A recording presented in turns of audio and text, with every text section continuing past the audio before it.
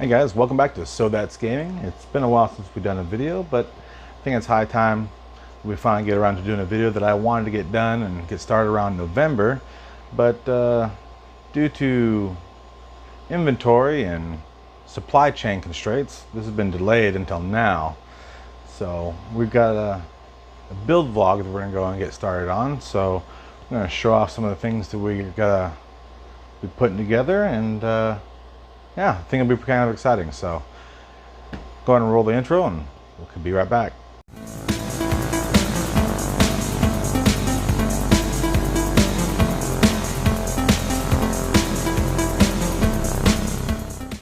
All right, well, let's go ahead and start with what we're going to be housing this new build in. This is the Corsair Crystal Series 680X in white. This is a dual zone or dual chamber design where, I mean, I saw the smaller version of it. It looked cool. Then I saw this one. I was like, this is definitely the one. So this is what we're going to be using to house everything in. So, whoop, there's that.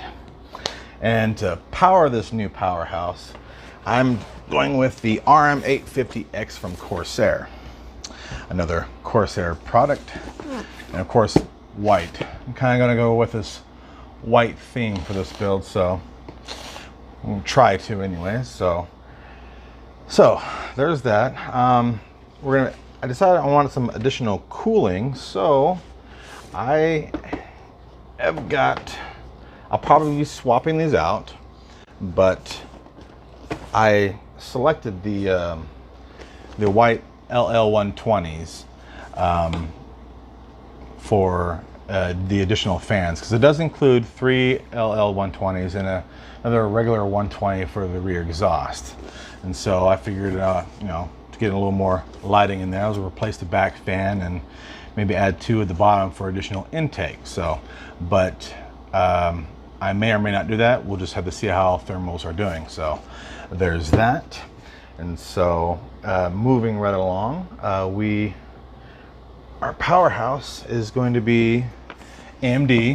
This is going to be my first major AMD build that I've done in a while. So I decided to go with the Asus Prime X570 Pro motherboard, primarily because of the maintain the white and black scheme of this whole thing. So, but put that up to the side.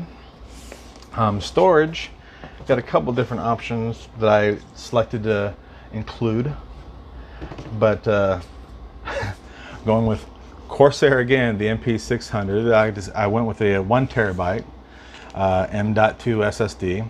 This will be the primary boot drive. So there's that. And then our CPU cooler, I decided to go with the H100i white AIO from Corsair to cool everything, because it's got a great place to mount the AIO at the top. I know it's starting to look like a Corsair sponsored video. If only, that would have been awesome, but unfortunately, no. So I got a couple of, and for my memory, I decided to go again with Corsair Vengeance. This is a 32 gigabyte kit at 3200 megahertz, DDR4, RGB. So where's that? Additional storage. I decided to get this will be the primary bottleneck. This is the primary just for additional archiving, but I got a Seagate FireCuda 2 terabyte hard drive. Now the FireCuda is a hybrid drive. A portion of it is SSD to kind of improve transfer rates and whatnot. So got that. And then I also got an additional M.2 drive that's 2 terabyte that I'll use as like my primary game storage drive. So definitely improve those game loading times. So there's that. And so I decided this time around, instead of just making the main computer, I had also bought some new monitors and everything else, which I'm not going to show because that particular area is a disaster.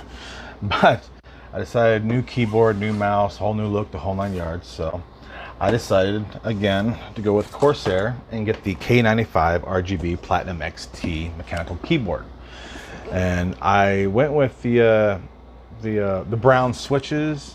I tried the blues. I like the tactile feedback, but I just felt that all the extra clicking noise all over the place would have just drove me crazy after a while. So keeping with the brown, still having that tactile feedback, I like that. So and for my mouse, I went with the M65 Pro. I guess mainly just because I like the way it looked. It's also Corsair, and it supports the RGB IQ, which I'll be using to sync all the RGB in the system. And so I went ahead and got that. And of course, you can't have a new mouse without a new mouse pad. So I got the MM800 mouse pad, the Polaris RGB IQ mouse pad. And so I'll be able to connect the mouse to it and have it connected to the system. So we'll just hide that back over here since we're running out of room to show everything off. And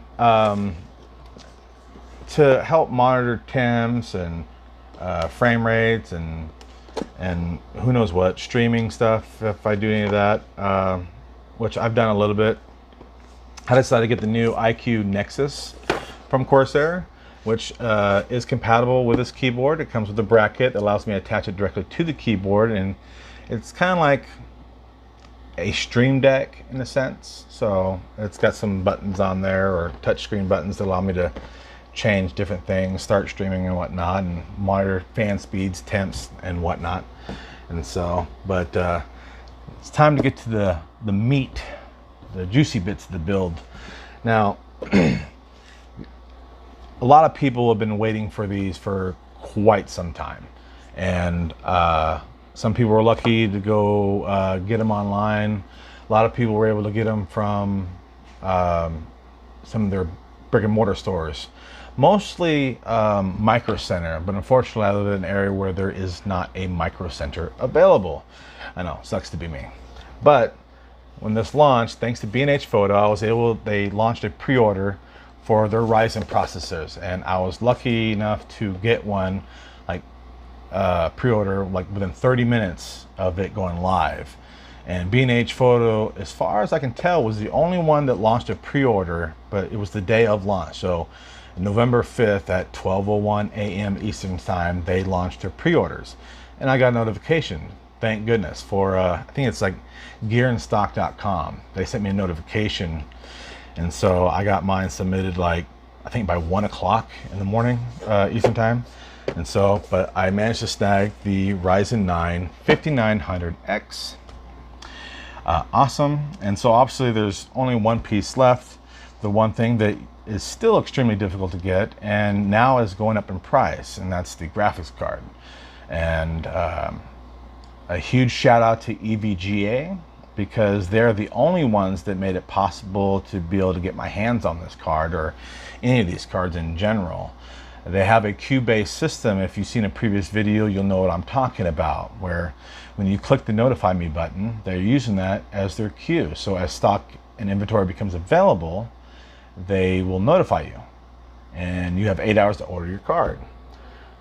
I missed my notification, but shortly thereafter I contacted them because I never received the email, and they went ahead and resent it to me, and I was able to order it. So thank you, EVGA. I was able to get the GeForce RTX 3080 FTW3, or For the Win 3 Ultra. So, and so yeah. So this is what we're going to be working with, and we're going to do a couple other videos, and doing it step by step. This will probably take a couple of videos and everything else. So this is what we'll be working with, and so yeah, hope you guys find this interesting, and if you have any questions, leave them in the comment section below. If you haven't already done so, click that subscribe button. If you want to be part of the notification squad, click the little bell icon next to the subscribe button.